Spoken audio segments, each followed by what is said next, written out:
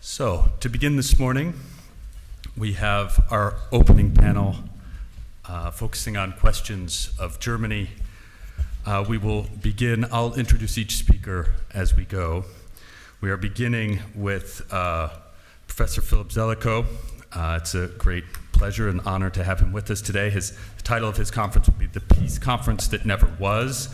Why did the German peace move of 1916 fail?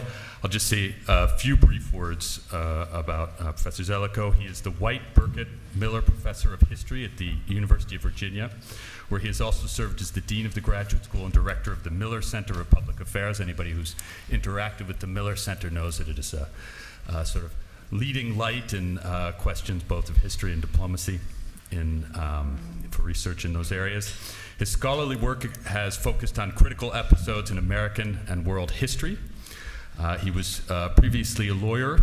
He has contributed many scholarly and publications for sort of government publications. Among some of his most important, there are many, within the newspaper, the press, and scholarly journals, was his contributions to the 9/11 Commission report, and most recently the Suez Deconstructed, an interactive study in crisis, war, and peacemaking. So thank you very much, and we're looking forward to hearing your remarks. Good morning.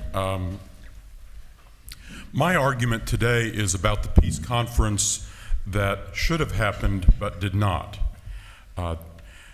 My view of the peace conference in Paris in 1919 is essentially tragic. I agree with the argument that Margaret Macmillan makes, which I read as an argument that the task of the peacemakers in 1919 was essentially impossible. That it is impossible to come up with a counterfactual in which they end up doing much better than they did. You can make your arguments about, whether you can tweak this or that outcome, or whether they should have handled Trieste differently, or this or that. But the wreckage of the world in 1919 was so encompassing that it's very difficult to come up with a realistic counterfactual in which the peacemakers could have done more to heal those wounds than they did under the political circumstances and continuing upheavals which went on until 1923. My argument is that the great chance to end World War I and salvage some real possibility of a durable peace came and went in 1916 and early 1917. It was the most important chance, actually, at intra-war peacemaking to have occurred in either of the world wars. The the argument I'm about to make to you was in 1916 entirely secret.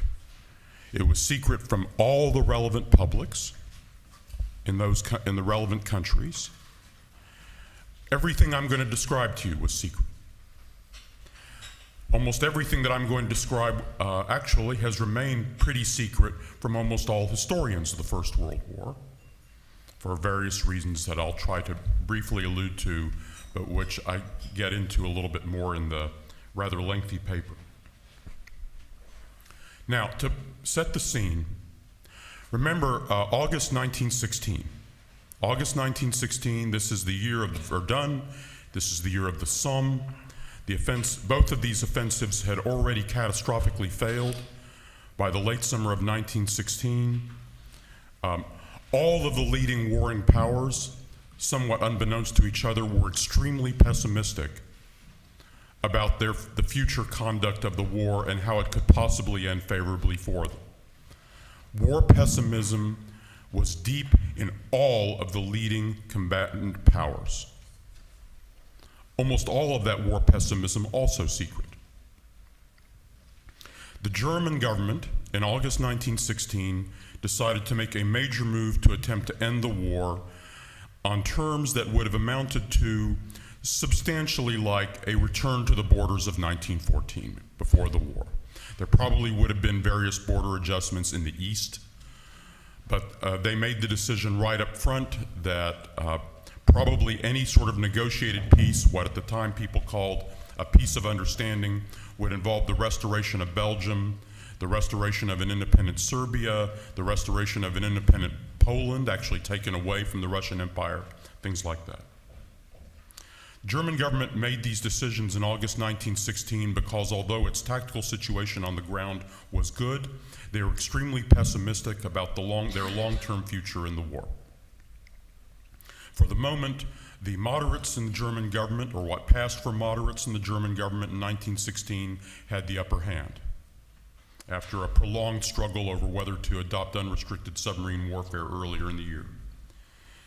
They decided the version of the peace move that they chose was to seek American mediation from President Woodrow Wilson to convene a conference in which they would stop the fighting and negotiate an end to the war. Their appeal to Wilson to do this was going to be entirely secret so that the German government, no one would see that the German government was seeking peace and thereby infer that the Germans felt weak or pessimistic. The Germans reached out to Wilson. The outreach to Wilson was conducted through all diplomatic channels, reinforced in October 1916 by a letter from the Kaiser to President Wilson, hand-delivered to President Wilson by the German ambassador. The Germans, without even being asked if they would restore Belgium as part of the peace, preemptively offered to do it in their, just because they knew that that would be a token of good faith that the Americans would be looking for. And the Germans pursued this peace move determinedly from August 1916 until January 1917. This was a significant effort inside the German government. The Chancellor, Bethmann Hollweg, consulted with all the leading political factions in Germany that he would need to align with him to make this work domestically inside Germany. They conducted consultations with their allies on this, Austria-Hungary and the Ottoman Empire, and worked through a common program. Austria-Hungary and the Ottoman Empire shared the goals of seeking a negotiated peace. The American response to the German peace move was eager and positive. Wilson had been wanting to get an offer to mediate an end to the war for some time. He had hoped that he would get such a request from the British, and in fact, the request came from the Germans. He told the German ambassador personally that he would move as rapidly as he could to convene such a peace conference the instant after he was reelected, as he hoped he would be in November 1916. Wilson carried through on this promise, and on his first day back in the office, after he was reelected, he cleared his schedule to do nothing but try to work on his peace move, to try to bring an end to the war, fearing that if he failed, America would inevitably be dragged into the war, a prospect that terrified him. My paper then tells the story of why Wilson's move never materialized. Even though the president was determined to do it with all his might, that frankly, he didn't know exactly how to do it. He was aware of the precedent only 12 years earlier of Theodore Roosevelt having mediated an end to the Russo-Japanese War, but knew very little and did not inquire into how Roosevelt had done that. And he was consciously and deliberately frustrated in his work by his chief advisor, Edward House, and by his Secretary of State, Robert Lansing. We know that they deliberately and consciously attempted to frustrate him because House explained his purposes in his diary, candidly and at length, day after day. At first, he confronted Wilson directly, trying to persuade him not to make the peace move, telling him that he thought Britain would declare war on the United States, and indeed might orchestrate an invasion of the United States in conjunction with Japanese troops landed in Canada, House argued. By the way, an argument he would repeat again and again to Wilson and others in late 1916, which gives you some sense of House's political imagination. Then after Wilson essentially said, disagreed, no, we're going to go forward with this, House and Lansing then decided to conspire to delay, obstruct, and deflect without an overt confrontation with Wilson. And then in the meantime, as they were doing this, they consistently lied to the German ambassador about the reasons for Wilson's delay, blaming it on Wilson's disinterest in proceeding because of his unhappiness with various things the Germans were doing. All of this was a lie, and we know it's a lie because we can compare House's own diary with the records of what House said to the German ambassador that he was relaying back to Berlin. Wilson then sends around a note in December 1916 that is ill-conceived and is a complete diplomatic misfire. Realizing that it's a misfire, Wilson, who by the way is doing all of this work himself without so much as one page of analysis to advise him on how he might proceed. Wilson then attempts to write a speech, which will become known to historians as the Peace Without Victory speech, that he thinks will be the introductory prelude to his peacemaking, that he gives in late January 1917, but which itself also contained no concrete diplomatic move. Unbeknownst to him, by January 1917, partly because of what the Germans had been told about the reasons for Wilson's delay, falsely, the German government gave up on Wilson, and the militarists in Germany gained the upper hand and succeeded in persuading the Kaiser to adopt a program of unrestricted submarine warfare, and the rest is familiar to you. I want to comment significantly on the role of the British government in this, because one of the key problems in the historiography, and the reason the story I'm telling is not well known, that actually the German evidence on this has been reasonably well known for quite some time. The American evidence on this is actually not so well known, in part because the version of House's diaries that were initially published in the 1920s in conjunction with a Yale historian named Charles Seymour were deliberately doctored by House so as to omit almost all this key material. And historians for a generation, indeed David Stevenson in a book he published this month, still rely on the doctored Seymour versions of the House diaries. The unexpurgated diaries have been available for some time, but it was after a lot of the foundational historiography had already been published. Crucially, what historians did not have in the foundational historiography was the key British evidence. It turns out, because many historians assumed that none of this had any chance because Britain was not interested in negotiated peace, this is false.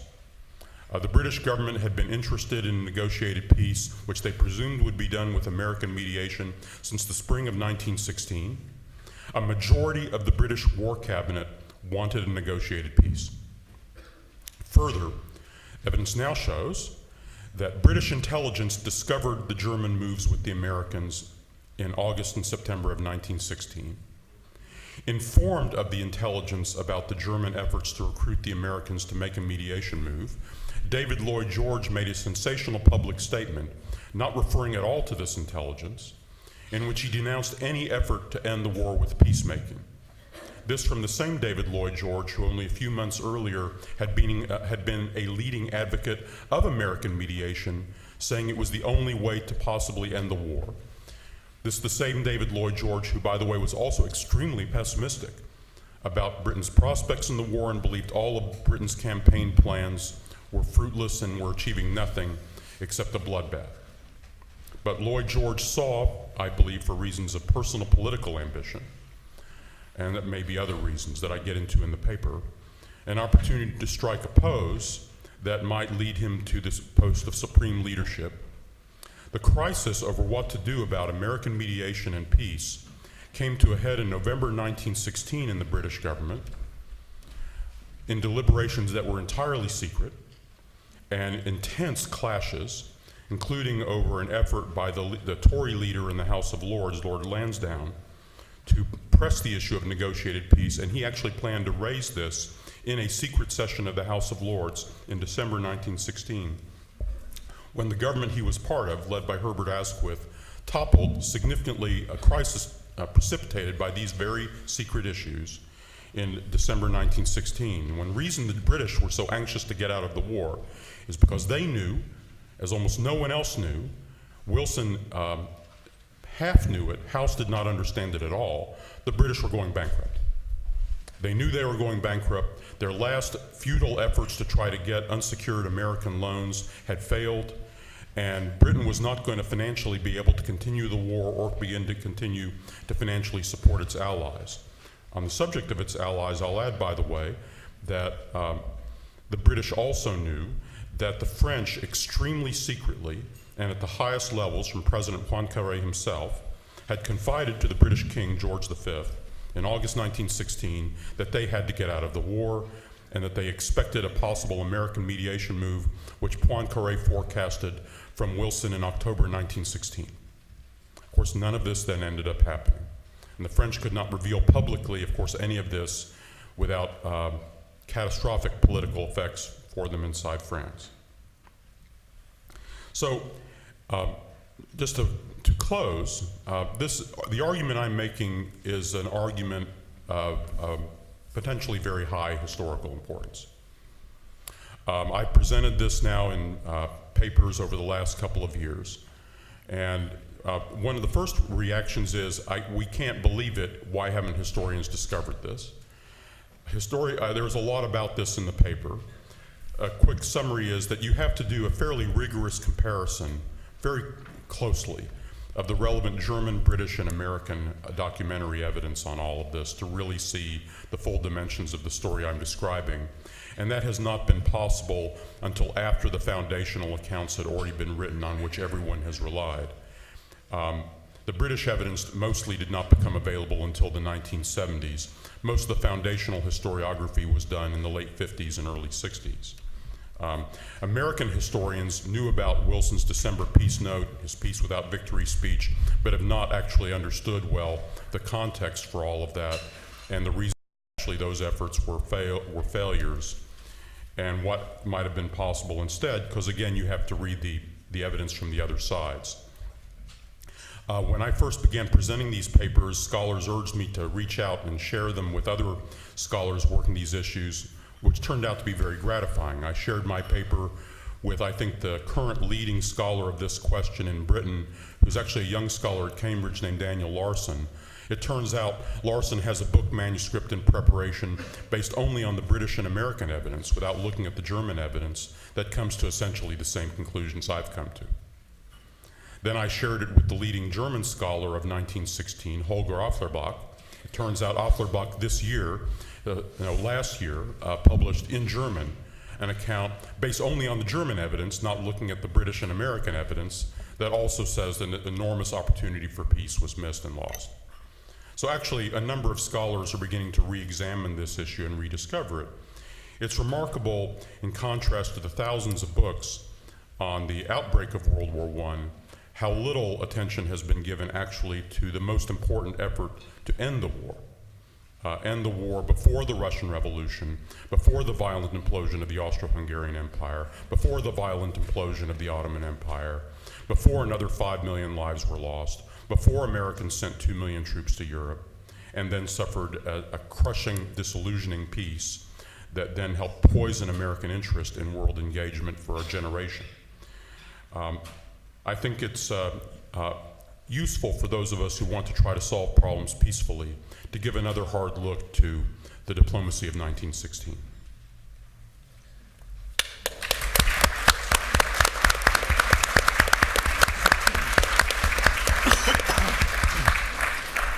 Thank you very much for that extremely stimulating sort of prehistory of this impossible peace as you described it. So we'll now move on to Erik Grimmer-Solem, who is professor in the Department of History and German Studies and in the college and tutor in the College of Social Sciences at Wesleyan University, excuse me. Often confused. His field of expertise is modern German history with specializations in economic history, economic thought, social reform, and imperialism. He's the author of The Rise of Historical Economics and Social Reform in Germany, 1864 to 1894, and Learning Empire, Globalization, and the German Quest for World Status, 1875 to 1919, along with many other publications. So we're looking forward to hearing your thoughts. The title of the paper is The Paris Peace and the German Imperial Mindscape. Thanks very much, Steve, for that kind introduction. I think my talk today is going to segue very nicely with the first talk that was just given. And what I'm going to be doing this morning is to be discussing the way in Germany an imperialist mindscape came together that is an imagined geography of opportunity, prosperity, and power before the First World War, and how that then radicalized in the First World War, and then fatefully intersected with the Paris Peace, ultimately rendering that peace very, very fragile. And I think it's very, very important to understand these pre-war developments, particularly the development of this German imperial mindscape, in order to understand why the peace failed, because it's bound up very much with Germany's deglobalization. Now, as much as we'd like to think of thinking about this problem here from the perspective of 100 years, we're very much caught in our own historiographical moment. And I want to just highlight the ways in which our thinking has shifted over the last few years in bringing about the work that I've done in highlighting the emergence of what I would call is, in fact, a liberal imperialism in Germany, which was very much like the liberal imperialism we found in Britain, in France, in the United States.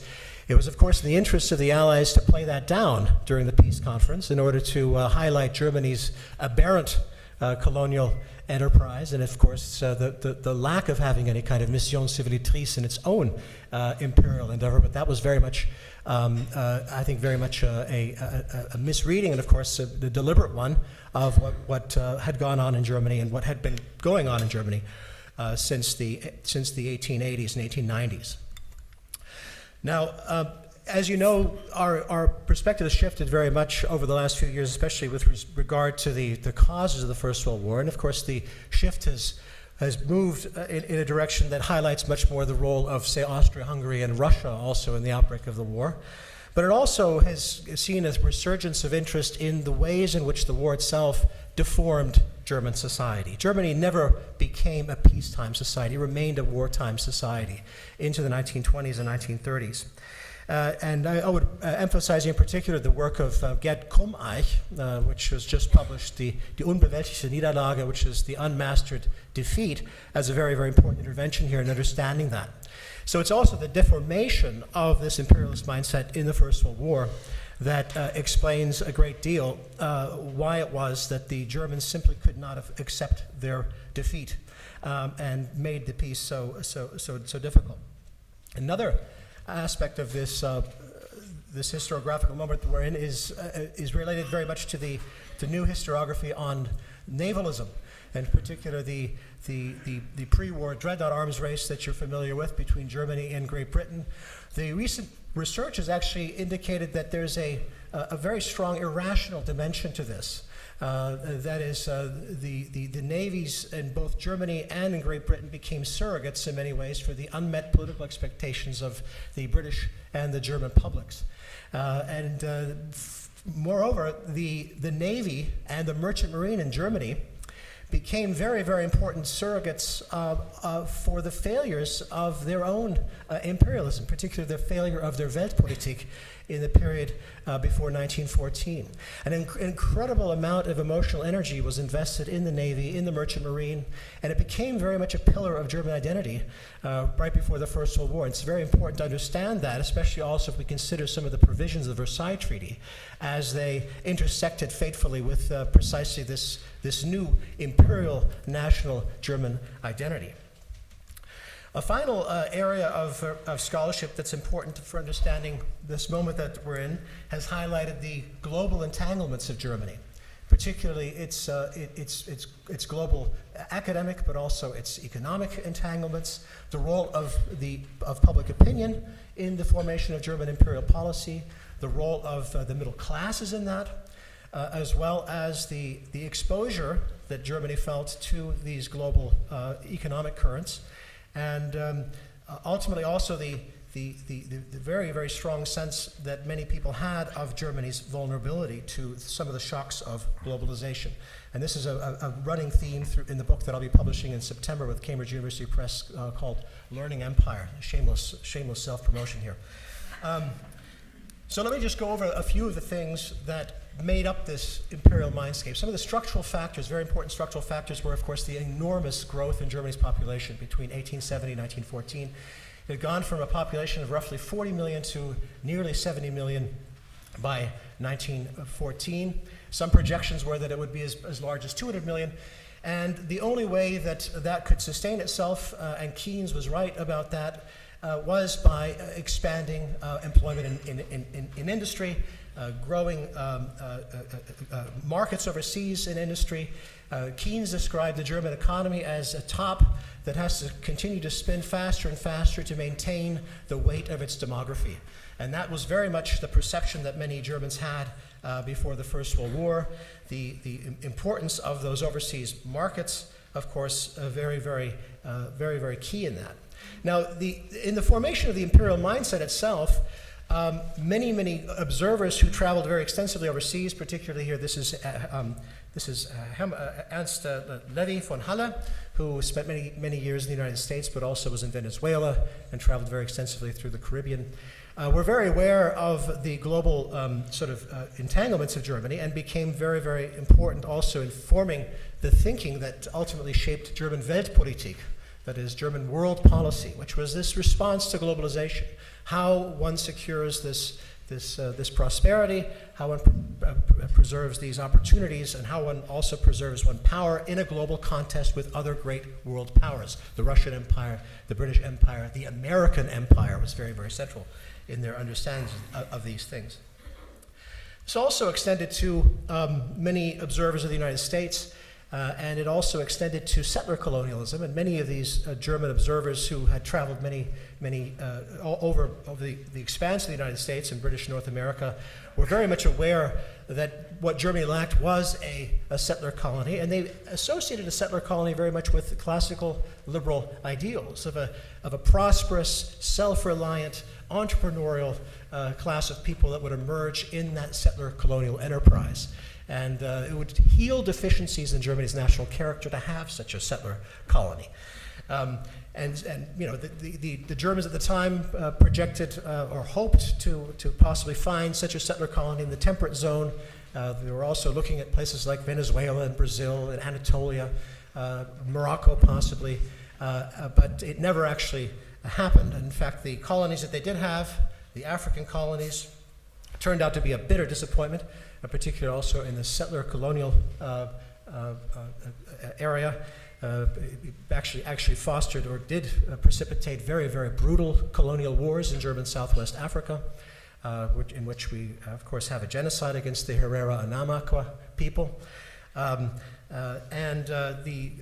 This disappointment with the German colonial empire was also very much part of this shift to Weltpolitik, and clearly also central to that was this notion that one was in competition with the Americans. And it's quite striking that so often the specter of Pan-Americanism is raised by many of these supporters of German colonial, of German overseas expansion and German overseas navalism.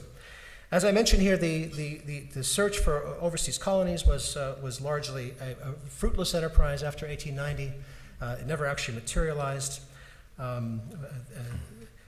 Moreover, we also have, of course, the business of internal colonization in Germany, which also was a kind of surrogate to that, which was also very much stillborn. Not much happened in that regard. Much more happened actually in places like Sweden, of course in Russia, and we can mention, of course, the United States itself as an internal expanding colonial frontier. As I said here, the enormous investments in the Navy themselves were also, to some extent, a stillborn enterprise, especially also because German public finance could not keep up with British spending on that, and of course the British themselves outclassing the Germans by building this new class of weapon, the dreadnought. And for many Germans, it appeared to be the last major avenue in which they sought to seek Weltgeltung, world validity, world status, had been challenged, had been countermined by the British. And so this is also another important thing to remember. The last area that the Germans were very active in was, of course, in the construction of the Berlin-Baghdad Railway. And this itself also failed before the First World War. They never actually finished completing the railway. They were about 800 kilometers short of completing the track in in 1914. So this explains also the enormous continued investment in these surrogates for German imperial expansion. The incredible popularity of things like the Navy League, we now know, of course, was the largest nationalist pressure group in Imperial Germany. A tremendous enthusiasm and also tremendous investments, emotional investments in the German merchant marine, the Hamburg-America line, of course, being the largest single merchant line before the First World War. And of course, in the war, much of it was seized by the Allies. And another thing to remember, too, is that in these colonial wars, in the propaganda campaigns that propagated or sought to gain a larger fleet, but also sought to get appropriations for things like the wars in German Africa, a tremendous amount of propaganda was generated, and a lot of this propaganda found its way into school books, found its way into school instruction, and we have of that generation that comes of age in the 1890s, we have a tremendous evidence of a very, very strong national, imperial national identity, now also shaped by the colonial encounter in Africa, much more racialized than it had been before. And that generation that comes of age, the generation born after 1890, is very heavily invested in these notions.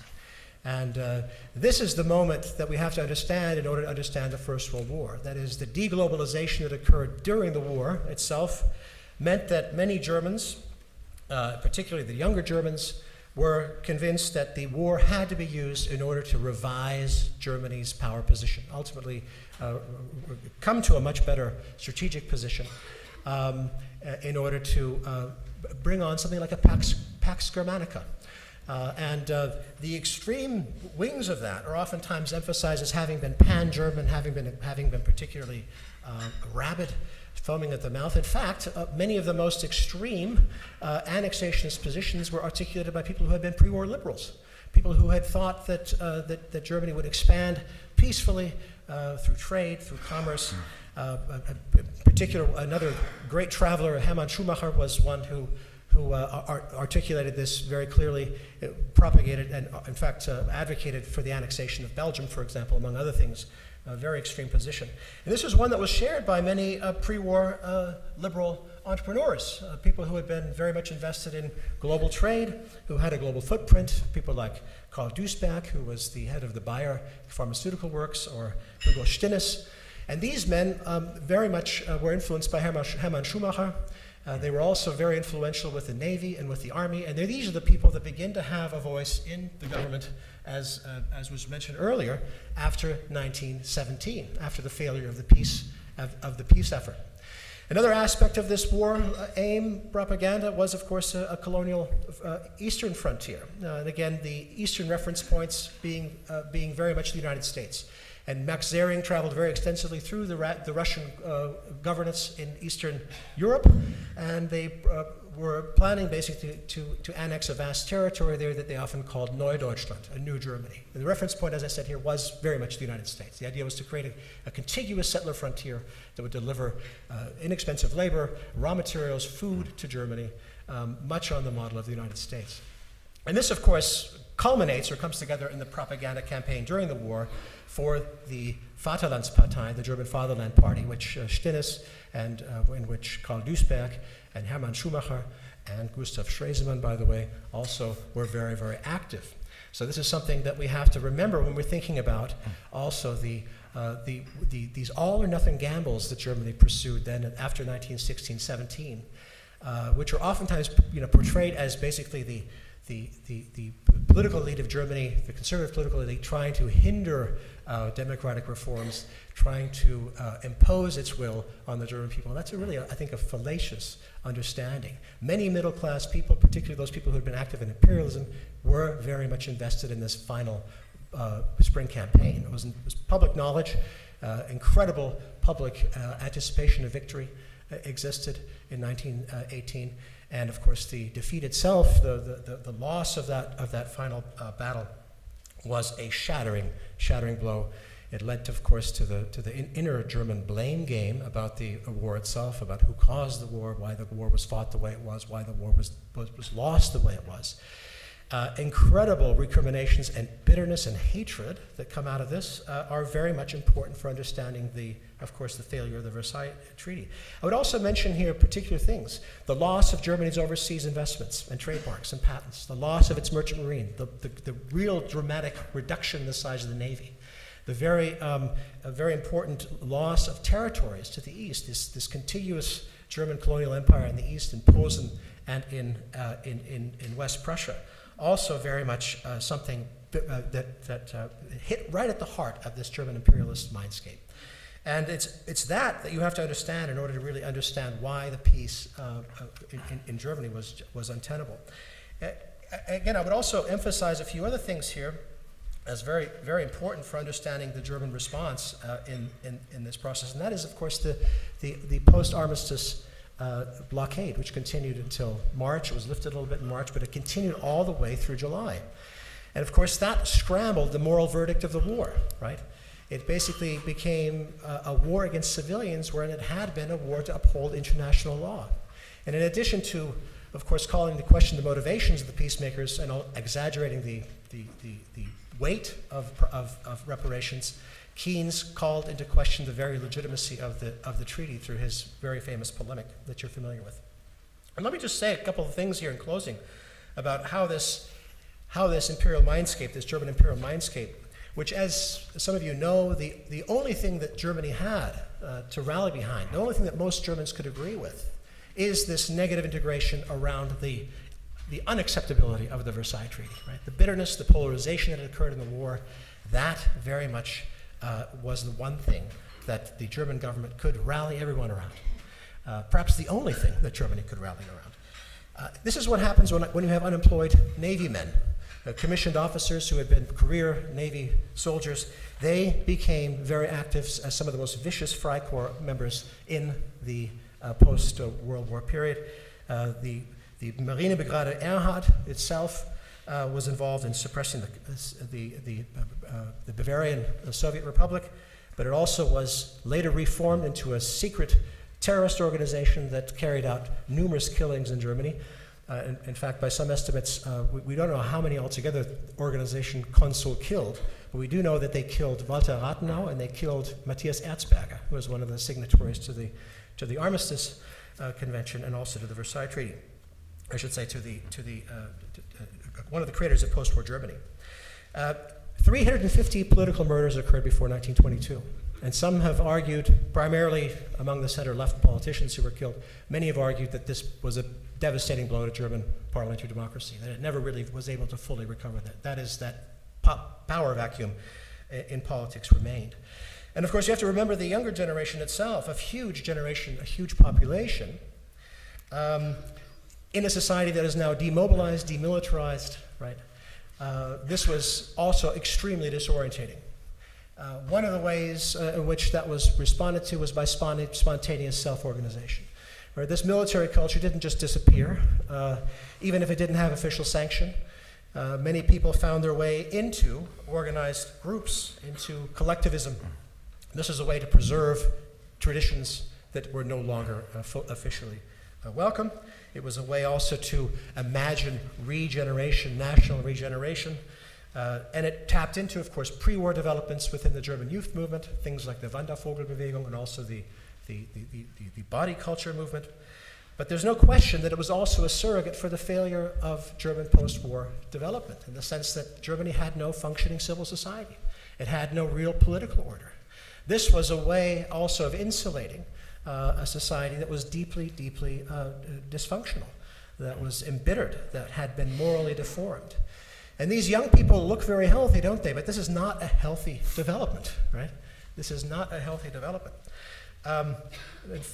The last couple of things I want to say, and then I will finish, is the loss of territory to the east, particularly the loss of Posen and of West Prussia, was very much was a shot in the arm to the idea of intercolonization. And in fact, it gave birth to a new homestead law that was passed by the German parliament in August 1919. It was in fact spearheaded by, guess who? Max Zering, the man who had been involved, of course, in analyzing the Russian governance to the east there to be annexed by Germany. The idea was, of course, Germany had lost the war because it didn't have enough farmland, it didn't have sufficient farmland, and that its territories were too thinly settled with Germans. So the idea was to reaffirm Germany's claim to the remaining territories to the east by implementing a kind of homestead law, and that happened.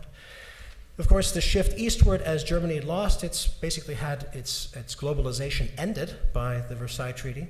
The shift, the gaze eastward, continued very, very much after the war, particularly fueled a whole genre of literature, of colonial fantasies of space and for a society without space, that is a Volk ohne Raum. These novels, of course, had a tremendous readership that has to be also understood as very much set in that context. The final things I'll say, too, are about the responses that Germany took to the Versailles settlement, particularly in effect cementing its deglobalization, was that it shifted its gaze eastward. It clearly more or less sealed that by concluding this treaty with the Soviet Union in 1922, which in effect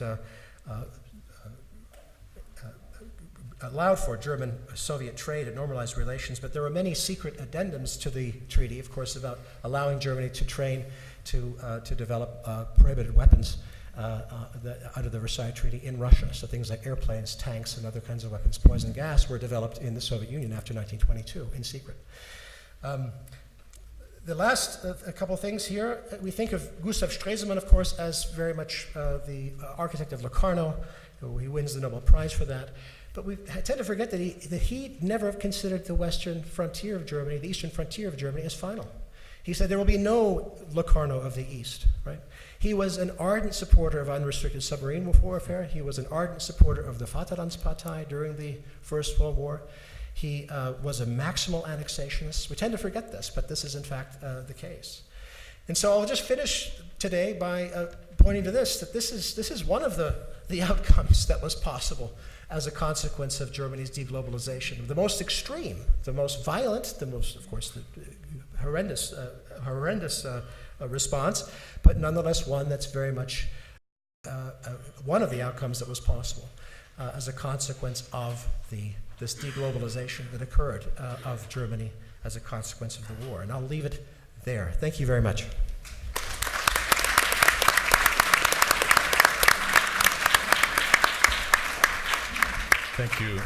Thank you, Erik, for that very stimulating talk, sort of situating the larger questions of imperialism that, as you pointed out, so often are thought of in the context of Britain and France, but the way they shaped not only 1914 in very important ways, but then established a precedent for thinking about Germany, obviously in the interwar period and beyond. So thank you for that. Our next speaker today is Sean Wempe. He is assistant professor of modern European history at California State University in Bakersfield. He has recently published a book, I believe, in the last 2 days ago. 2 days. With okay, Oxford so University Press. It came out 2 days ago. Entitled Revenants of the German Empire, Colonial Germans, Imperialism, and the League of Nations. It appeared with Oxford University Press. And we are looking forward to hearing his talk with the title, Fear-mongers of Imperial Decline, Colonial German Responses to Colonial Guilt and the League of Nations Mandate System. Thank you. Thank you very much. And thank you again to Stephen and Albert for organizing this amazing event and the support of American University for putting this together. It's been very stimulating so far.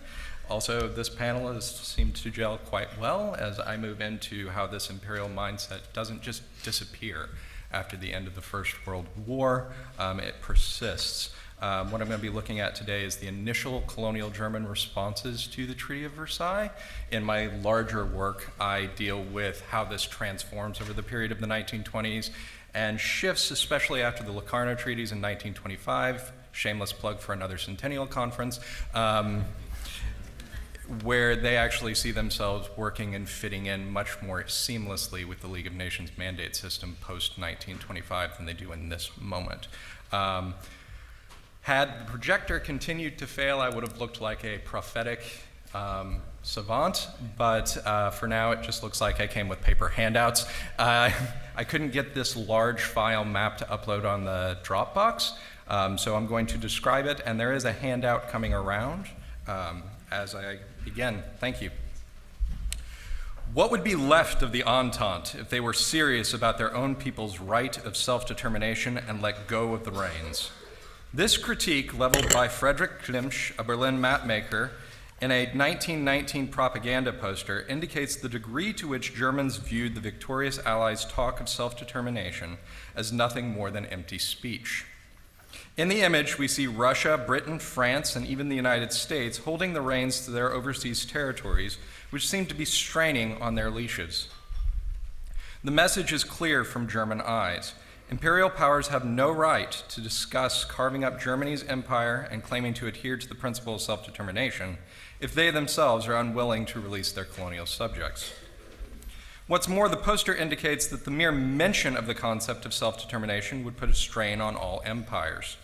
It is this blend of pointing out the hypocrisy of the Allies, playing with the definition of what self-determination could ultimately mean, and fear-mongering of imperial decline that colonial Germans played upon in the wake of the German Empire being dismantled. Through repeated claims of unfair treatment by their fellow Europeans and the appropriation and manipulation of League and Wilsonian rhetoric, colonial Germans endeavored to rebrand themselves as ideal imperialists, more truly embodying the standards of the new mandate system and Wilson's New World Order, rather than as brutal colonial masters. These criticisms were sustained throughout the 1920s and 30s, but were at their peak in the immediate aftermath of the Treaty of Versailles. Article 119 of the treaty, presented to the German delegation, stated that Germany would forfeit all of its colonial possessions. Before 1919, Germany had controlled the third largest colonial empire in the world by territory, surpassed only by England and France. Seemingly in an instant, Germany ceased to exist as a colonial power. Germany's colonies were distributed to individual mandatory powers, which would include Britain, France, Belgium, Japan, and the British dominions of South Africa, New Zealand, and Australia, in turn overseen by an International Permanent Mandates Commission of the League of Nations. The African and Pacific B and C class mandates that had been German colonies prior to the war were allocated by the Supreme Allied Council on the 7th of May, 1919. What immediately followed in each of the reclassified German colonies, with the unique exception of German Southwest Africa, was the direct expulsion of nearly all Germans and a liquidation of confiscated enemy property. Colonial Germans' resistance to the colonial provisions of the Versailles Treaty did not solely derive from pragmatic and personal considerations such as these economic losses. The matter of Germany's colonial guilt stung their collective and individual self-image and demanded a response at the level of identity. The Allied powers justified the seizure of Germany's colonial holdings by citing colonial atrocities such as the genocide against the Herero and Namaqua. They painted a picture whereby Germans stood apart as incomparable in their brutality and un-European in their dealings with indigenous peoples and in the conduct of warfare in the colonial theater. With the taint of colonial guilt, Germans were deemed exceptionally cruel colonial masters, end quote, and unfit imperialists, end quote. Germany was therefore barred from recovering its colonies by way of becoming a mandatory power itself, a status the Allies insisted the Germans would not be allowed to attain in the new League of Nations, from which Germany was excluded in the immediate post-war period. In short, Germany was publicly ostracized from the work of the civilizing mission. Combating these allegations of colonial guilt thus became a necessary first step to German aims at recovery of the overseas empire, but the implications went beyond the level of political rhetoric. There is more to the story of German post-Versailles colonial irredentism than simply bitterness over the loss of the colonies and a desire to see them returned by any means necessary. The intended illocutionary force of the condemnation of hypocrisy and fear-mongering over a greater pattern of European imperial decline was not only to persuade other states to grant colonial restoration or restitution, but also to establish claims to Germans' European status and identity. This paper explores the ways in which the language of the League of Nations mandate system was used by the former German colonial officials to make demands for German colonial restitution and spread fears of the end of Europe's domination of the globe if those demands were not satisfied. Former German colonial officials, settlers, and missionaries argued against the idea of Germany's colonial guilt. They branded the removal of Germany from the imperial stage and even the concept of guilt for violence and colonial conquest and management as dangers to the European civilizing mission in Africa, Asia, and the Pacific. Governors like Heinrich Schnee and Theodor Seitz, for example, made claims that the resurrection of the German colonial empire was the only way to stem the tide of a feared anti-European, anti-colonial wave in the 1920s. Their arguments that Germany's exclusion from the civilizing mission would lead to an imperial decline were centered on what former German colonial officials frequently called the hypocrisies of the Allies. 1, past praise of Germany's colonial record. 2, the relationships between what colonial Germans claimed was necessary violence and Europe's civilizing mission. And 3, highlighting Allied hypocrisies in terms of Wilsonian self-determination and League of Nations principles. Colonial Germans prophesied that the exclusion of Germany from the work of empire after 1919 opened the door to a decline in European respectability on a global scale that would result in colonial revolutions and the end of European dominance. They demanded recognition of the word German as synonymous with the term European, and yet also claimed moral supremacy over the rest of European society, and self-servingly presented themselves as the sole guardians and saviors of Europe's global hegemony. The responses to accusations of Germany's unique brutality as a colonial power throughout the 1920s were largely constructed by former German colonial officials. Former governors and functionaries claimed that the critique of what they called Germany's progressive colonial record was a disservice to the colonial projects of all Europeans. Their arguments focused on highlighting what they saw as the high points of German colonialism, pointing to past praise by other Europeans, and warned that the Allies excluding Germany from the civilizing mission weakened future efforts. One of the key ways in which former colonial officials like Schnee and Seitz challenged Allied assertions was pointing to more positive aspects of Germany's, quote, colonial spirit. They injected their own memories and views on Germany's colonial practices into the public sphere in an effort to erase the mark of colonial guilt. What is more, these individuals also pointed to past praise of German colonization from citizens of Allied powers in an effort to undermine allegations of Germany's cruelty. Former Governor Heinrich Schnee, the most vocal propagandist for the return of Germany's colonies, called for all Germans to struggle against what he coined the colonial Schuldlüge, the colonial guilt lie, an analogy of the war guilt lie. Schnee argued that the Allies had not only stolen Germany's colonies as spoils of war, but had also attempted to rob Germany of its respectability through a, quote, complex of lies about Germany's, quote, immorality. Schnee asserted, quote, in addition to seeking the return of the colonies, something else is of utmost importance, the struggle against the colonial guilt lie. This hateful propaganda has introduced such a jumble of false impressions of our colonial practices into the public opinion of the world that it will now be difficult for the truth to win out. These bogus perceptions must be surmounted, then and only then can the path be smoothed for our reentry to overseas colonization, end quote. Schnee asserted that the charges against Germany, such as enslaving Africans and militarizing the colonies for war against Europe, were false. German colonial governance, Schnee argued, had put an end to the slave trade in Africa, pointing to efforts in German East Africa primarily. Schnee also enlisted physician Robert Koch's efforts against sleeping sickness in East Africa. The establishment of hospitals for indigents and missions not only saved the souls of natives, he argued, through conversion, but also educated. Although making the case that Germany had practiced good colonial governance, using examples of past accolades of economic and missionary successes was not enough. Comparisons were made frequently to Belgian colonization, Belgium now being viewed as a victim of the First World War. Germans were quick to remind everyone of red rubber in the Belgian Congo, and how Morrill, one of the individuals who had brought to light the red rubber scandal in the Belgian Congo, had praised Germany as an antithesis to the Belgian Congo. However, in highlighting these past praises, they were unable to ignore the very real atrocities that Germans had committed in their colonies, particularly during the Maji-Maji Rebellion, and most egregiously during the 1904 to 1907 war and genocide against the Herero and Namaqua. In order to go against these challenges that Germany was somehow exceptionally cruel by comparison to other Europeans. They asserted that violence was a necessary component of colonization and therefore had to be viewed as such. Here it is important to consider Guillaume Pandey's discussion of routine violence, which is exactly what these interwar Germans are arguing, as a means of exploring what forms and acts of violence were deemed justified and which were considered exceptional by the state. In civilizing rhetoric that we see throughout the 19th and 20th century, an understanding of the colonial and the physical violence that was written into it was placed in the context of a, quote, sacred European civilization, protected and advanced by these justified acts of violence in their own perception. It solidified hierarchies and allowed for an elite minority to dominate a subjugated majority. During decolonization, the definition of the European component of German identity continued to be rooted in this notion of imperial domination through normalized physical violence.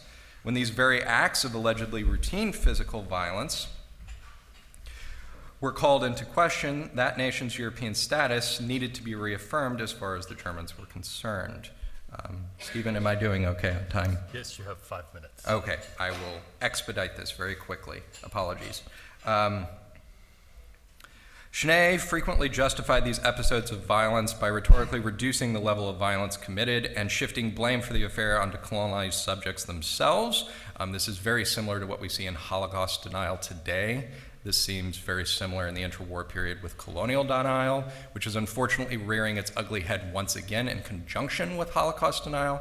We see frequent claims of mitigating the colonial violence that Germans committed in connection to some perceived Sonderweg to the Holocaust. If they weaken the colonial argument, then perhaps they can weaken the Holocaust argument. It's abhorrent and keeps popping up over and over and over again. They argue that this violence is regular and routine, that by committing it, Germany was in fact a European power, and therefore just like Britain and France, pointing to acts of violence that they themselves had espoused. And then the last critique that they frequently level, which I'll just summarize quickly in brief, is the concept of self-determination, which they view, as you can see from this map that Klimsch produces, as a hypocrisy, a rank hypocrisy by the Allied powers and Wilson and the League of Nations mandate system. They argue that Germany itself had been denied self-determination by being denied the right to self-determine itself as an overseas colonial empire, and that their former colonial subjects had been denied the right of self-determination, but not in the way that you might think through liberty and independence, but colonial Germans frequently argue they had been denied the right to self-determine which empire they should belong to, because colonial Germans are still very wedded to this racial hierarchy that we see throughout the 19th and 20th century. They cannot conceive of independent African, Asian, or Pacific Islander populations in any way, shape, or form, even though they are arguing that this could lead to imperial decline if you start arguing along these lines for self-determination. Along these lines, they also tend to present themselves as the guardians of colonial subjects, presenting themselves as fellow victims throughout the 1920s and 30s alongside colonial subjects, to try and create themselves as the first among those who are victimized by the Allied powers. You see this on both sides of the political spectrum, the right and the left. On the right, which had been the former left in some instances with liberal imperialism, this emerges as claims for colonial restitution, things along those lines to bring them back into the, quote, bosom of the empire.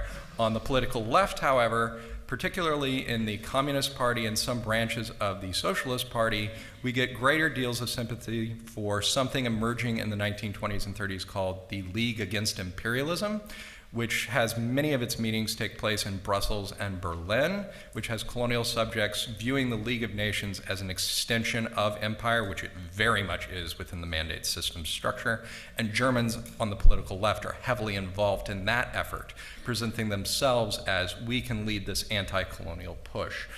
So it's very interesting how multiple avenues claim this colonial heritage and this view of colonial imperialism, self-determination, as a concept that the Germans are more wedded to than the Allies are, they claim, portraying themselves as the center of this body.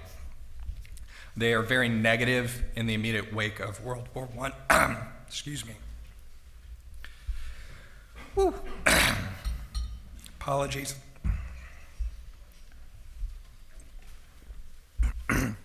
But this does shift as we move forward in the 1920s, particularly after Locarno.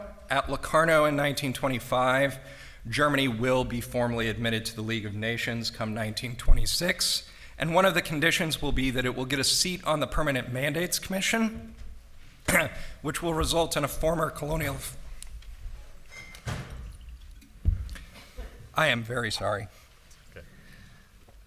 Okay. Colonial official sitting on the Permanent Mandates Commission judging how Britain, France, Belgium, and other powers manage their former colonies. Heinrich Schnee himself will actually sit on the League's Manchurian Commission and winds up transforming into a very vocal proponent of the League of Nations as the only way Germany can get its colonies back, which he writes in a book in 1933, which is now suddenly not popular. And so then he switches gears yet again and joins the Nazi Party. And then in 1945 tries to go through denazification to try and get in on the UN trustee system. So the colonial Germans perpetually try to reinvent themselves throughout this entire 20th century period. And with that, I'll just end it. Thank you, and apologies for that.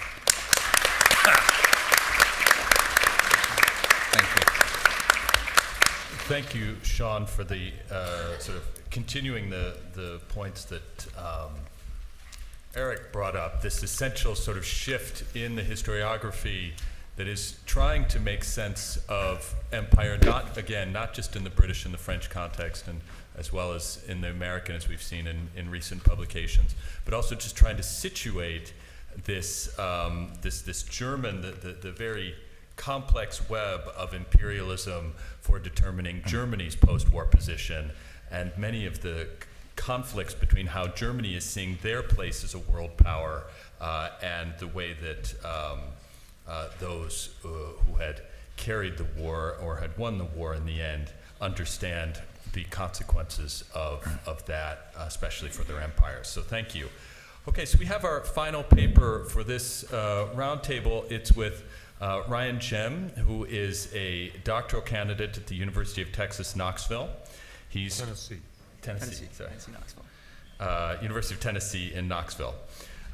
His dissertation is on national consciousness, self-determination, and the Great War in Schleswig-Holstein, 1897 to 1920. He's particularly interested in examining the Danish and German-speaking communities in northern Germany surrounding World War I. His research has been supported by a Fulbright Fellowship and other sources, so thank you very much, and we're looking forward to hearing your paper entitled Solving the Schleswig Question, Danish Agitation and International Reception of the Schleswig Plebiscite. Thank you. Before beginning, I just wanted to say thank you to Dr. Albert Wu and Dr. Stephen Sawyer and the American University of Paris for hosting the conference and inviting me to give a presentation on the Danish-German border dispute. My paper will be slightly different than what we've heard, as I will deal with one of the border changes within the German Empire in the aftermath of the Paris Peace Conference. The gathering of the world dignitaries in Paris in 1919 mirrored the seminal event of the Congress of Vienna 100 years earlier. The dignitaries were entertained with balls and parties, housed in grand hotels and palaces, and sought to remake the world. However, there were two key differences between the gatherings in Vienna and Paris. The focus of the Parisian Conference was not how to contain the French nation, but rather how to punish and rehabilitate the German one. In addition, the nascent power of the United States had fully arrived on the world stage, and with it, an individual whose ideals altered the world's landscape, U.S. President Woodrow Wilson. Nationalists around the globe engaged with Wilsonian ideas of self-determination to secure the legitimacy of their respective states, including the Danes in German-administrated Schleswig and their corresponding compatriots in the Kingdom of Denmark. The diffusion of Wilsonian language into historical problems such as the Celestra Question, which plagued Europeans for years, provides scholars an excellent example of the complicated application of these theoretical ideas as representative with the Schleswig Plebiscite of 1920. Now, many of you would be asking yourself, what is the Schleswig Question and why should I care? The Schleswig Question was one of a multitude of 19th century questions that Europeans thought reason and rationale and Enlightenment ideals could solve. It largely refers to the Danish and German border conflict surrounding the Duchies of Schleswig-Holstein. The Duchies of Schleswig-Holstein traverse the region of northern Germany and southern Denmark. So if you look at a map of modern-day Europe, the Denmark or the peninsula of Denmark or the Jutland Peninsula, that southern portion is the Duchies of Schleswig-Holstein. For centuries, it was a place where it served as a bridge between the Germanic-speaking world and the Scandinavian-speaking world, and as a result, there was basically a mixed population of Danish speakers and German speakers, and then Frisian speakers as well. Lord Palmerston, the British Foreign Secretary, in the aftermath of the First Schleswig War of 1848-1851, once argued that only 3 men in Europe have ever understood it, the Schleswig Question. One was Prince Albert, who is dead. The second was a German professor who became mad, and I am the third, and I have forgotten all about it. As a graduate student, this quote gives me pause for concern, as I do not want to die, become mad, or forget about it, at least until I finish my dissertation. However, I think this quote does a great job of kind of highlighting the international concern about the Schleswig Question, but more importantly, kind of the confusing nature about it. For most Europeans, the question is kind of just a mysterious, dynastic dispute between Germany and Denmark. Many thought, though, the question was solved with German unification in 1871, as the state of Prussia fully incorporated the duchies into its bureaucratic system. And with the unification of Germany, most Europeans thought that Germany would not give up land voluntarily, as it was the rising power of continental Europe. However, with the outbreak of the Great War, and more importantly, with the prospect of German defeat in the spring and fall of 1918, many Danish nationalists saw it as the opportunity for the rectification of the border. My presentation, Solving the Schleswig Question, will begin by examining the Danish efforts to solve the question via a plebiscite or referendum. I will then compare the agitation and advocating for the plebiscite to the reporting of the Schleswig Question within sections of the international press. Through an in-depth analysis of the Danish agitation and advocation, as well as the press's reaction, I argue that pre-war understanding of nationality and diplomacy was not subsumed under the language of Paris, but rather formed a key component of the institution of the plebiscite. This led to 2 different styles of voting procedures and the continuing debate over the correct answer to solve the Schleswig Question. These debates played out not only within Danish nationalist camps, but also within the wider international press. Now, most scholars of Paris don't discuss the Schleswig Question, and I am not naive enough to think that this question can give you the answer to all major European politics and diplomatic disputes since the Paris Peace Conference. Naturally, it was a rather small issue when compared to the other issues being engaged with at Paris. However, I think it is one of the best examples of the internal contradiction of Wilsonian ideas and older claims of sovereignty. Scholars who do cover the plebiscite do it as part of a synthetic history of the duchies, largely beginning in 1815 and ending in the modern era. This has the result of creating a few assumed truths about the plebiscite. The major one is that most scholars focus on the use of linguistics as the key to the plebiscite outcome. They argue that the linguistic demographics and the way the plebiscite is set up along those lines are the reason for the successful settlement of the border dispute, because it largely followed the language divide. My revision is that this is too simplistic, and actually, for the most part, the linguistic divisions play a major role, but not the key role in determining how the plebiscite is set up, and therefore the result of the plebiscite.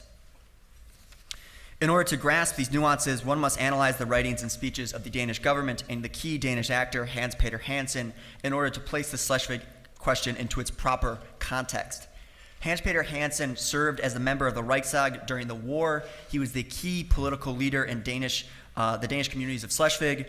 He was eventually appointed by the Danish government as temporary minister for southern Jutland, which is what the Danes called northern Schleswig, and served as a member of the official delegation to Paris. Hansen articulated his idea on solving the Schleswig Question on October 5th, 1918, when he responded to an inquiry raised by Karl Hildenbrand, the Social Democratic Reichstag member from Württemberg, and Hildebrand just kind of asks him, "What do you think about North Schleswig? What's going to happen to it in the post-war world?" Hansen stated that the question must be settled on the basis of self-determination. as has already been agreed to in Article 5 of the Peace of Prague. A plebiscite must be held. This quote highlights the most important things about the conception of the plebiscite. One, it did invoke Wilsonian language of self-determination, but most importantly, the legal justification of the vote was not in the 14 points, as Wilson does not even mention the Kingdom of Denmark or the Danes of Germany, or even a broader idea of Wilsonianism, but rather an earlier dynastic treaty, the Treaty of Prague. The Treaty of Prague ended the war between Austria and Prussia in 1866 and officially ceded the duchies to Prussia. In the treaty, Article 5 outlined the transfer of the duchies, quote, with the condition that the populations of the northern districts of Schleswig shall be ceded to Denmark if, by a free vote, they express a wish to be united to Denmark. There are two key problems in using the Treaty of Prague for your legal justification. The first is that in 1907, the Kingdom of Denmark and the Kingdom of Germany both nullified Article 5 and therefore voided the prospect of a plebiscite. In addition, by the time the plebiscite would have been held, both the Kingdom of Austria and the Kingdom of Prussia no longer existed, as the Kingdom of Prussia was subsumed under the German Republic, and the Kingdom of Austria-Hungary was now into its successor states. However, the Danes focused on the Peace of Prague specifically because it identified North Schleswig as the Danish part of Schleswig. They believed that by focusing on this region, they could ensure the return of that entire area, regardless of if there's a sizable German-speaking population, which there was.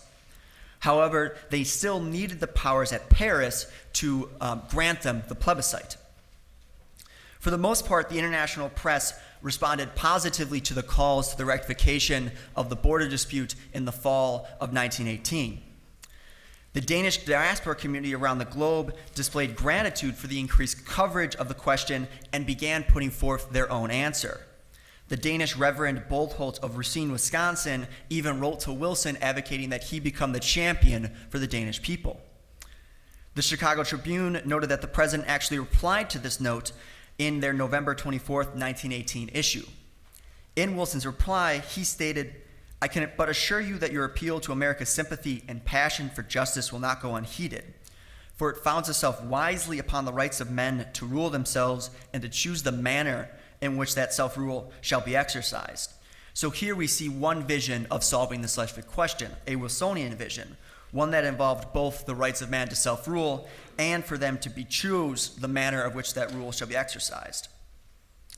In opposition to this view, the Sydney Morning Herald reported a different view among the Pan-Danish Immigrant Organization of Australia. They petitioned the Australian authorities to demand the restitution of the entirety of Schleswig at the Paris Peace Conference, advocating an earlier idea of power politics. The multitude of agitation came to fruition with the arrival of the Danish delegation at the Paris Peace Conference and the formal request by Denmark to settle the Schleswig question. The delegation did not define where the plebiscite should be held, whether it included North Schleswig, but they thoroughly rejected the calls to outright annex the region. The Entente Powers appointed a commission on Belgian and Danish affairs, which soon appointed a subcommission consisting of representatives from the British, French, Norwegian, and Swedish governments. The commission decided to divide the plebiscite into 3 zones. These 3 zones were largely based on a linguistic study of the region in 1893 by Danish nationalist and historian Hans Victor Clausen.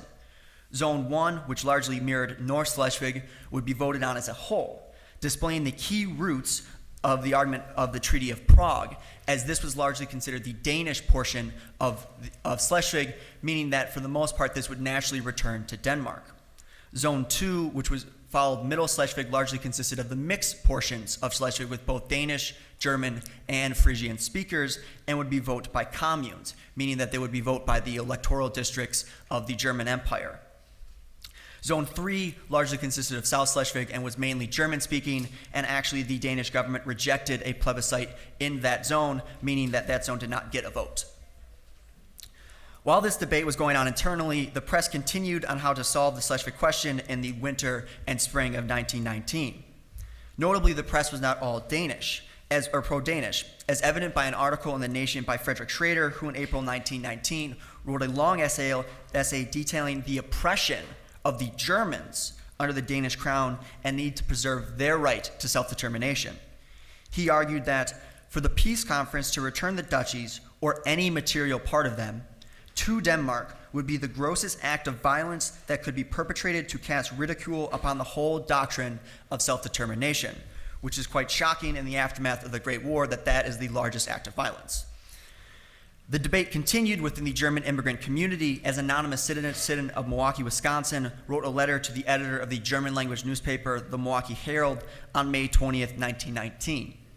In this letter, the author articulates his fear of Denmark gaining unruly and war-weary Germans via the vote.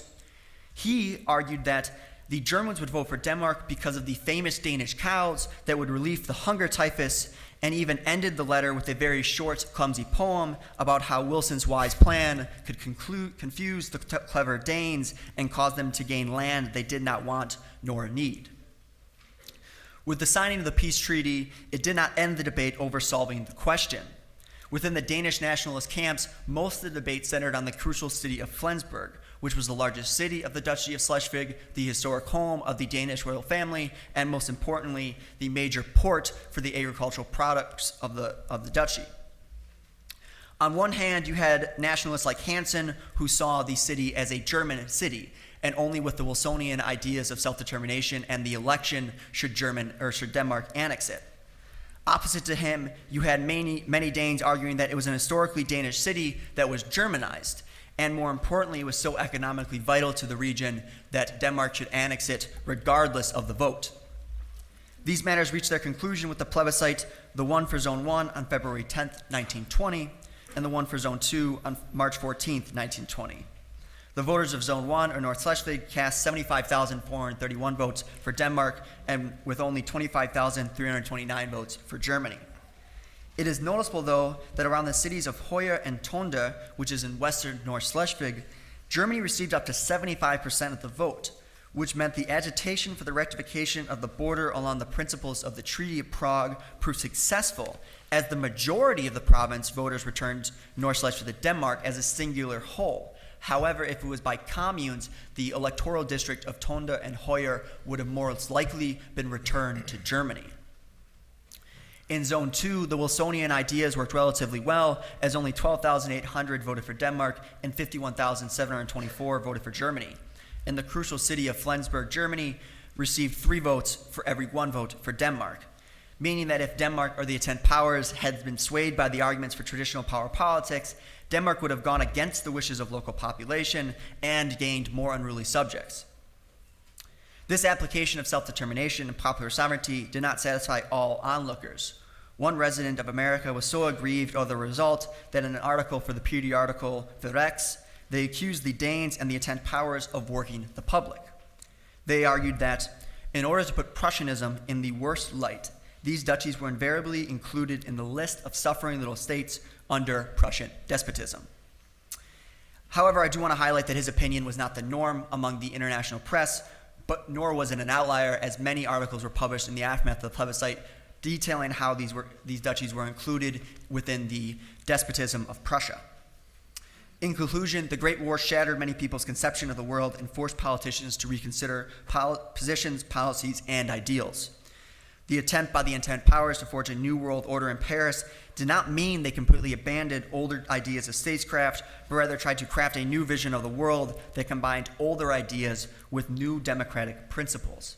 The application of these ideas within the Celestra Question, or plebiscite, provides an excellent place-based study on how Wilsonian principles were put into action.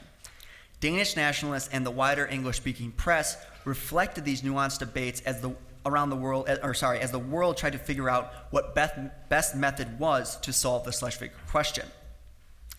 The result was the actually settling of the Schleswig question, as after the initial rejection by certain parties, nearly everyone involved accepted the results of the plebiscite.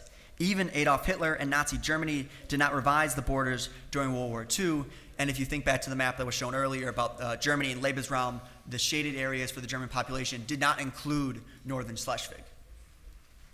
Through this presentation, I hope to have revised previous historiography that oversimplified the plebiscite, placed the Schleswig question into its proper international light, and underscored the balancing of older treaties with newer Wilsonian ideals.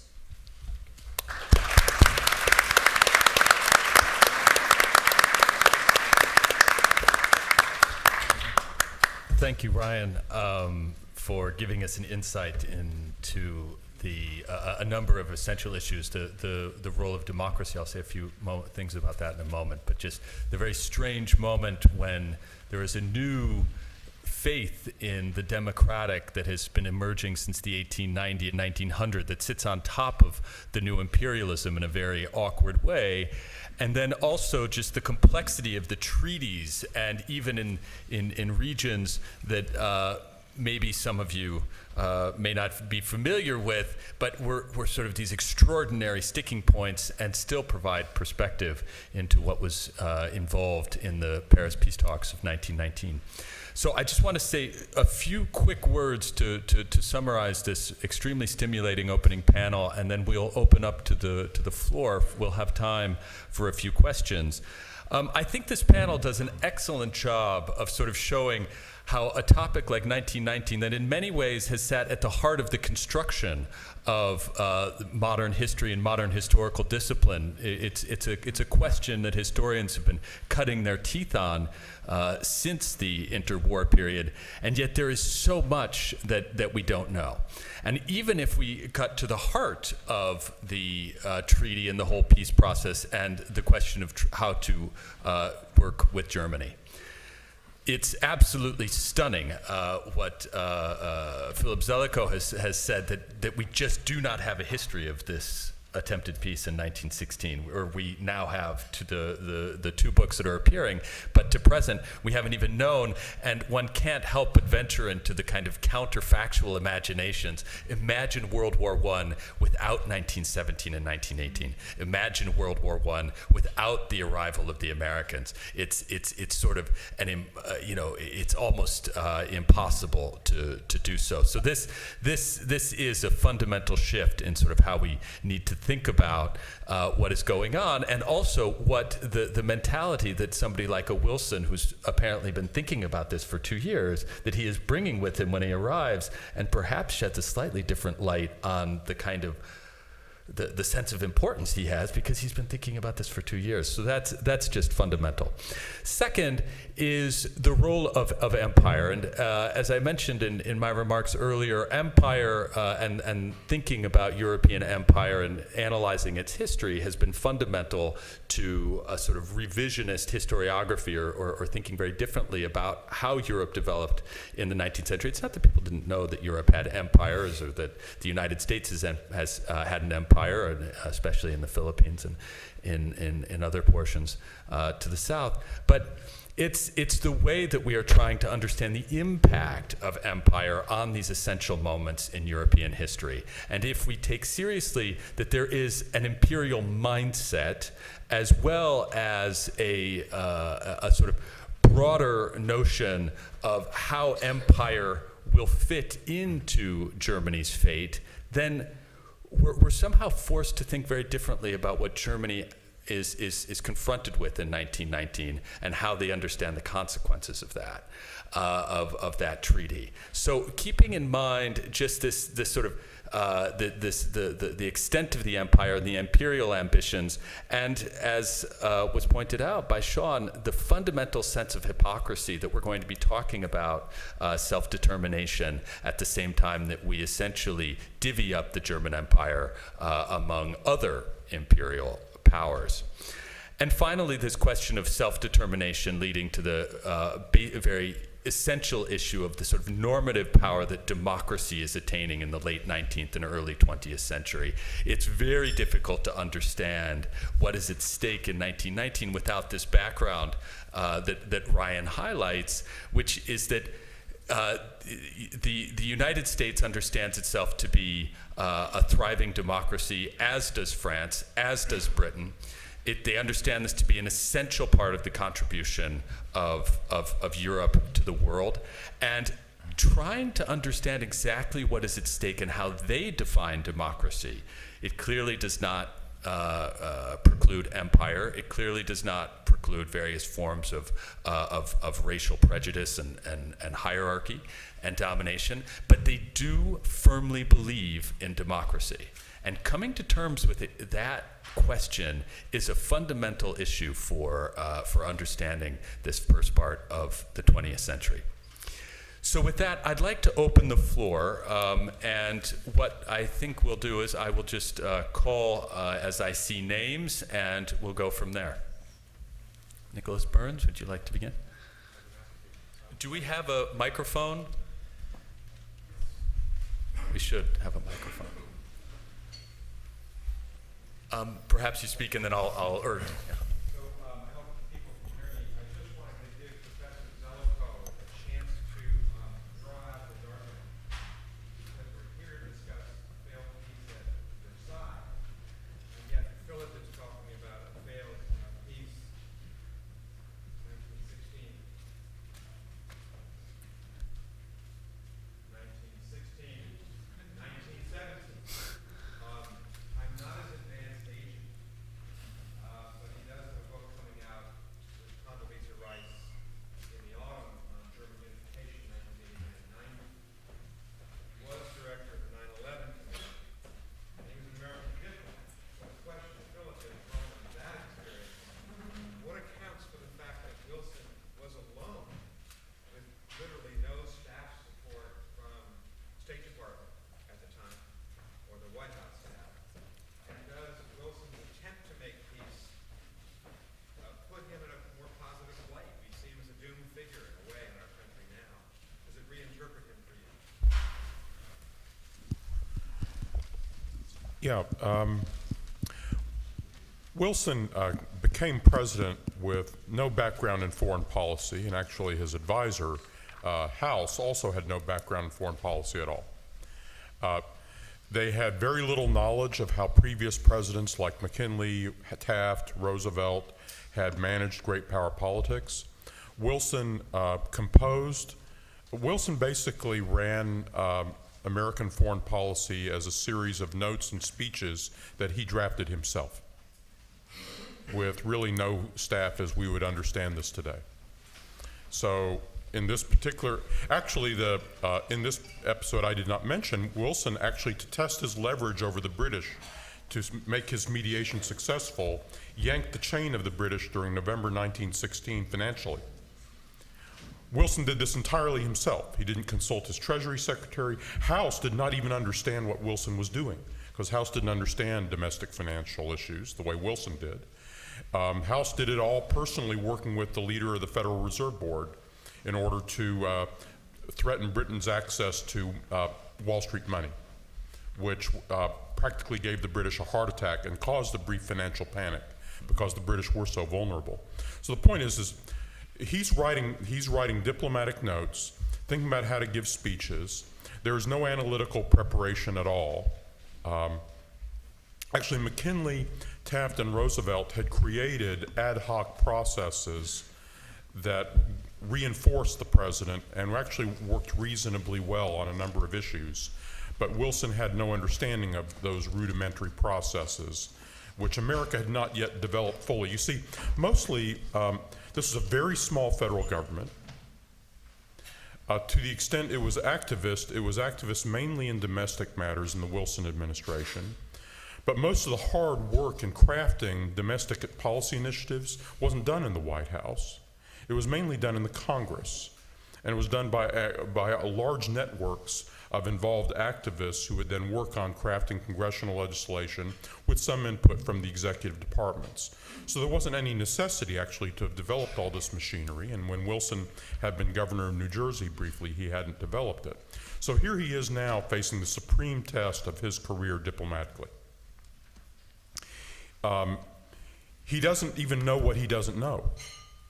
He doesn't know what a good staff would look like. He knows nothing about the kind of complexes the British have actually built up for this sort of work in London, for example. There is no intelligence establishment we would understand. So this is revealing in a number of respects. Wilson's fundamental strategic insight about the situation was profound and, in my view, actually substantially right. Which actually is what makes the subject so interesting. It's not that Wilson was strategically misguided. And by the way, Wilson regarded by the historians as this woolly-headed idealist. In fact, Wilson regarded himself as a pragmatist. And Theodore Roosevelt, who hated Wilson, hated it when people called Wilson an idealist, because Theodore Roosevelt thought he was the idealist, because he was willing to back up his ideals, and Wilson was a trimmer. I mean, just to give you just some sense of this context. So, for instance, in this episode, therefore, Wilson's just kind of trying to make it up without any help. He, by the way, at this time, therefore, what they're going to, he's quite open-minded about how to hold the conference, about what kind of territorial issues to address, how to mediate this, and actually is insightful at the broad level, but just doesn't have any technical understanding, and his advisors were opposed secretly to all that he was trying to do because they were conniving to get America into the war on the British side, but they knew that was not their president's objective. Now, just to give you some sense of how this translates out, this is a period of time, 1916-17. America has no plans for what it would do if it went into the war. None. There are no war plans for what Americans would do in Europe. There was not one piece of paper that postulated American troops going to France, or even sketched out a contingency plan for how it would be done. In fact, when America entered the war, it did not intend to send American troops to France on any scale. They thought that they were probably just going to be providing financial and naval support and other things. They had no plans to send troops to France. Then they came up with a token plan to send a 25,000 troop division as a way of offering token support. During the summer of 1917, they actually realized for the first time that the British and French were in the process of losing the war, and that they had now joined the war on the losing side. Then that changed things. Then they began all through 1917 developing plans. They didn't join the war to come in on the losing side. And they began improvising these gigantic plans for these American troop commitments in the second half of 1917. Another illustration, Wilson's so associated with the League of Nations, all these grand ideas we've been alluding to. These are not Wilson's ideas. Wilson did not originate the idea for the League of Nations. America did not originate the idea for the League of Nations. These are ideas that are substantially invented by British liberals or British Empire liberals, including people like Jan Smuts, that are carried across the Atlantic and mainly carried across the Atlantic in the Republican Party, where its leading exponents are devotees of international law and the American role in international law, like William Howard Taft, Elihu Root, and others who form a league to enforce peace, which to promote the idea of a league of civilized nations governed by international law among the American public. This is led by American Republicans. Wilson eventually starts coming around to these ideas. But it's only once you've made the decision that, oh, by God, we're going to have to draft Americans in the millions and send them in the millions to France, you better have some sort of big kind of peace idea that balances and rationalizes that level of national mobilization and commitment. And that begins to take form actually a lot at the end of 1917 and in the transition into 1918, but don't read it back into something that's already latent with Wilson in 1916. What he mostly wants to do is end the war in order to keep America from being dragged into it, and because he correctly perceives that as the war continues, European civilization itself is going to start breaking down and collapsing. A view, by the way, in which a prediction, an accurate prediction, in which Wilson was not alone, and which was perceived by a number of the leading European statesmen, German, British, French, and others. Thank you very much. Question? Yes, in the back. Yes, you have your hand up. Yes. Hall Gardner, my name's Hall Gardner, American University of Paris, the author of The Failure to Prevent World War I and World War Trump. I really appreciate the emphasis on Germany's claims to global status, global power, and I want to emphasize the fact that Germany really saw itself as a small colonial power as opposed to Britain and France. The size of the British and the French empires were quite extensive. Now, when we look back, the Germans saw themselves as being blocked worldwide, whether it was in Africa, Morocco, China, Venezuela. My point is, if we want to look at the roots of that colonial conflict that became World War I and World War II, to look at the failure, another failure of another conference, and that is the failure of the Moroccan conferences between 1905 and 1911. That is to say, those were the conferences, if you look at the Algiers Conference in 1906-08 in particular, Germany was considering using international law, gaining a legal perspective on how to deal with colonial issues, and that failed. So my point is there's a third. 1916, I think, is absolutely correct. That was the roots of the failure of Versailles. But since you brought up the colonial issue, the failure to resolve the Moroccan crises from 1905 to 1911 was really the failure to deal with German expansionism, German colonialism. Okay. Any comments on that? Thank you very much. He was hidden when I saw his hand go up, but I didn't see his face. But Hall Gardner, who is a professor of international relations at the American University of Paris, Erik or Ryan, would you like to say something about the sort of either the imperial mindscape or the notion of empire and its relationship to some of the previous treaties and obviously what followed? Yeah, I mean, I could comment on that. One thing that I find very interesting is that many things that we associate as being the product of European diplomacy are in fact really products of colonial diplomacy, right? So for example, the Entente that emerged between France and England was largely a colonial agreement in which rights in Egypt for Britain were exchanged for rights that France then claimed in Morocco. And of course, that's the backdrop for the two failed German Morocco interventions, right, and the first and second Morocco crises. So this imperial horse trading, right, that the Germans were very much aware of, that also ultimately resulted in this much more ossified alliance system between the Central Powers and the Entente, was very much at the heart of German frustrations over its inability to get any traction in many of its claims, whether in Samoa, for example, where they had to actually agree to a tripartite partitioning, ultimately then a partition between the Americans and the Germans, or in Morocco, where the Germans were scared off by the maximalist position of Roosevelt with respect to his corollary of the Monroe Doctrine. The same is true also of other colonial claims that Germany was trying to negotiate with Britain that were continually countermined, again, as a consequence of British and French and also Russian strategic thinking. Yeah. So, thank you. Ryan, would you like to add something? You mean me? No, I'm sorry, Sean. Oh, okay. Just wanted to make sure.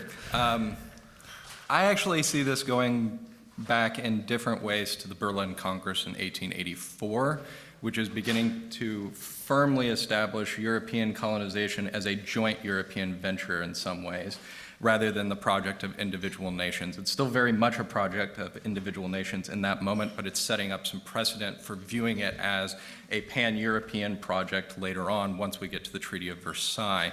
So the Moroccan moment is a failed moment, as you pointed out, to solidify that, whereas the Treaty of Versailles is an attempt to correct that. Particularly when we look at Jan Smuts, Alfred Zimmern, and to a lesser extent, Woodrow Wilson constructing the League of Nations. Specifically, one of the main motives behind that is what to do with the German colonies. Since you can't liberate them because that would set a bad precedent for your own empires, hey, we fought for you, why are you liberating the enemy's colonies instead of us? But you can't give them back either because you've labeled Germany as this excessively colonial, brutal master. To sort of set yourself apart, you make this joint European venture instead in the mandate system, which sets the stage for collective exploitation of the rest of the globe along internationalist lines, shifting the civilizing mission into developmentalist and modernization language, which sets the tone for the rest of the 20th century in many ways. This is why the Germans are not completely left on the outside after Versailles. They see this very quickly and start to adapt to it, especially after 1925 with Locarno.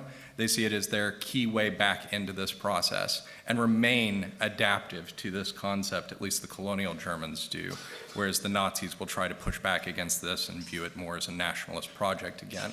But empire does evolve in this moment. So the Moroccan crisis is a failed moment to transform and evolve empire. That the Berlin Congress had started the process for, whereas Versailles finishes that process from my perspective. and leads to the development that we see on into the 21st century with this global exploitation. Very, very interesting. So we have time for one more question in the back. We had a hand raised. Yeah, my name is, I'm Peter Gastenfeld. I'm the proud father of a Monday graduate of the American University.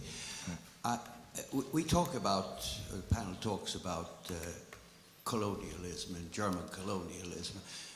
I think we must understand that a large part of that colonialism, if you look at the internal political situation in Germany since after the 1878 Turkish-Russian War, was a coalition of agrarians, the Junkers in the east, and the rising industrial class in the Ruhr area. And that combination drove what the Germans called the Drang nach Osten, the path or the push to the east.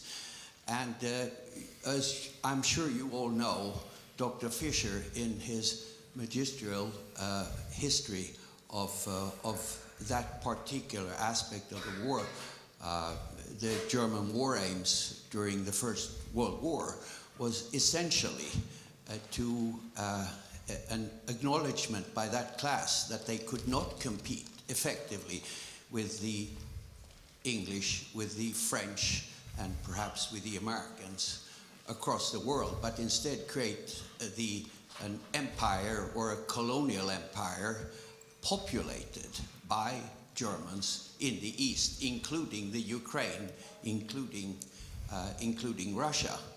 The greatest, shall we say, practitioner of that during that war was General Ludendorff.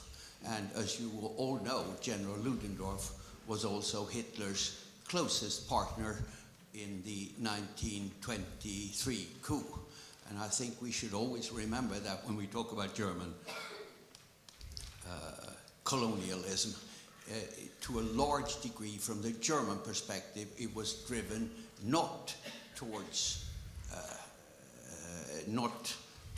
the Western powers, but just colonialism in the old-fashioned way. We send people in, we colonialize them, and we run their countries. Thank you. Okay, thank you very much. We have one final comment from Philip Zelikow. That's an excellent comment, and actually my colleagues on the panel have done a very good job of giving you a broad sense of German imperial ambitions.